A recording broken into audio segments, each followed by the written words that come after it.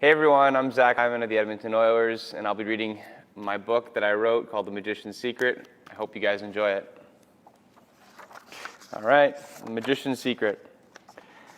Be a good boy tonight, said Mom, crossing her arms against the cold. Don't worry, dear. Charlie's always a good boy, replied Grandpa with a wink. Dad, please make sure he gets to bed early this time, she pleaded. No more hocus pocus.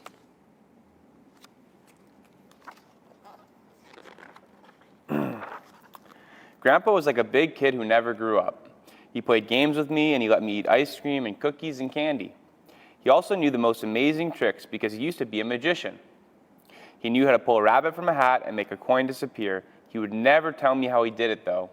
He always said that was a magician's secret. But what I loved most were all of his wonderful stories.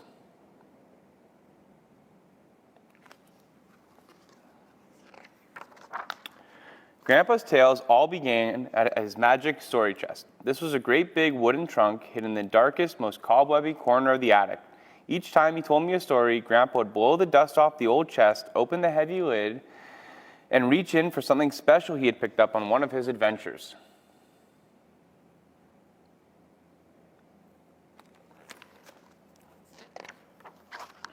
That night, Grandpa reached way down into the chest and pulled out an hourglass filled with sand. This sand is from the burial This sand is from the burial tomb of Tut, the boy king, he whispered. He handed it to me so I could have a closer look. I swear I could still feel the heat of that mighty Egyptian sun.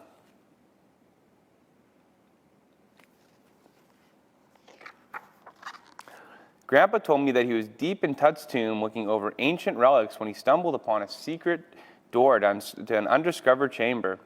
The stone door groaned as he slowly pushed it open. Scorpions scattered and snakes slithered away from the light. Inside, he saw sparkling riches that made his eyes dance with happiness.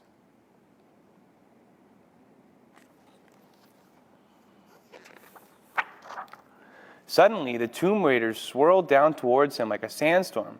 They were after the pharaoh's gold.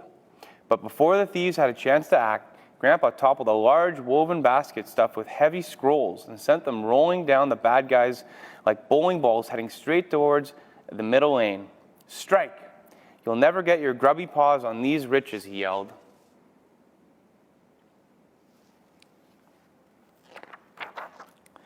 I couldn't wait to hear more of Grandpa's stories. One spring evening, he went to the old trunk and pulled out a long white scarf.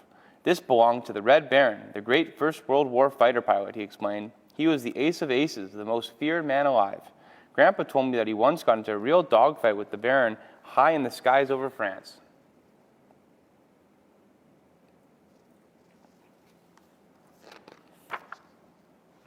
Rat-ta-ta! The sound of the Red Baron's machine gun fire ripped through the sky. The Baron was so close that Grandpa could see the mad look in his eyes. Hope you like to swim, he shouted as he squeezed the trigger once more.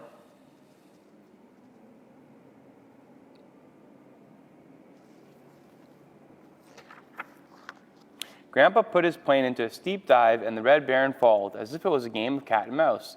They plunged towards some shimmering water, but Grandpa managed to pull out at the last second. Splash!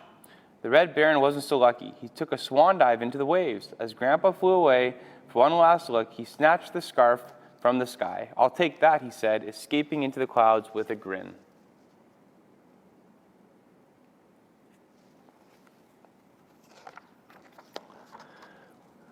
One hot and steamy summer evening, Grandpa showed me a curious object from his magic story chest. Is this some kind of fuzzy baseball, I asked, turning it over in my hands. Grandpa laughed. It's a coconut shell, Charlie.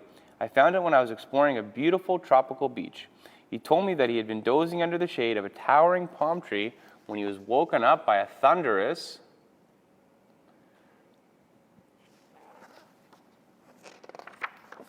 roar. Looming over him was a giant T-Rex, and he hadn't come for the coconuts. The snarling, slobbering dinosaur inched closer and closer, licking his lips and snapping his jaw. Grandpa was going to make a nice light snack. Oh no, he pleaded. Trust me, I'm not very yummy, but the T-Rex kept coming.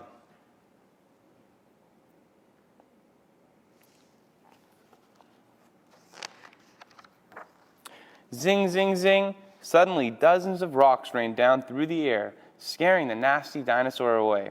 Thank you very much, shouted Grandpa, peering up the top of the cliff. But he always stopped the story right there. Who saved my grandpa? He said that was for me to figure out.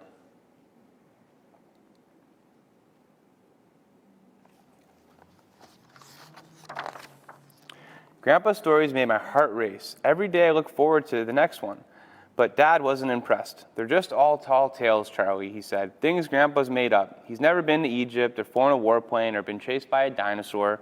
He just imagines all those things. I couldn't believe what I was hearing. I felt like I had lived every one of those adventures with Grandpa. How could they not be true?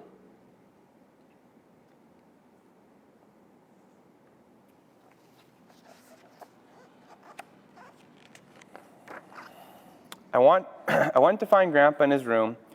Dad says your stories are only make-believe, I stammered. I thought you were telling me the truth. Grandpa breathed a deep and heavy sigh. You know the problem with grown-ups, Charlie? They don't have faith in make-believe anymore. And that's too bad, because when you use your imagination, you can turn a dream into something real. You can?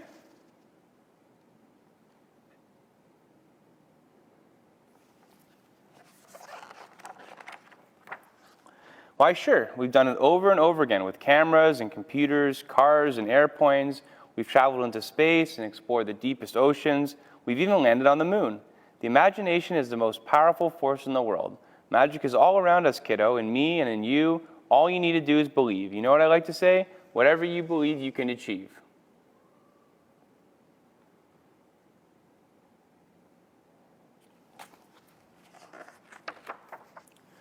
Grandpa pulled up his sleeves and held out his palms to show me they were empty. Then he waved his hands as fast as he could, and presto, I was staring at two tightly closed fists. Which one, he asked. I bit my lip and tapped his left hand. What was Grandpa's secret? He opened his fingers one by one, and I saw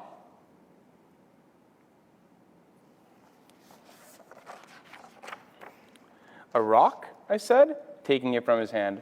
Oh, this just isn't any old rock, Charlie. This is the Philosopher's Stone. It can do magical things. Like what? It can make sick men healthy and old men young. It can make poor people rich. But do you know what the most amazing thing about this special stone is? I shook my head. I was too awestruck to speak. It looks like any other old rock on the ground. The Philosopher's Stone is everywhere, in every field and under every tree. Grandpa pulled me close, but to be able to see it, you have to be able to believe it.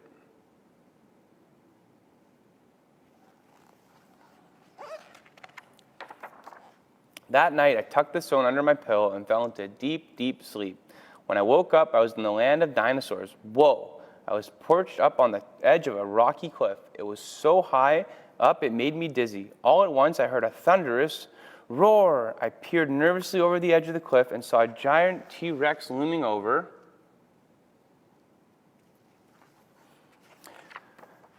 Grandpa, don't just stand there, kiddo, he shouted, waving his hands in the air. Help me. I looked down at the rock I had clutched in my fist, and I knew exactly what I had to do.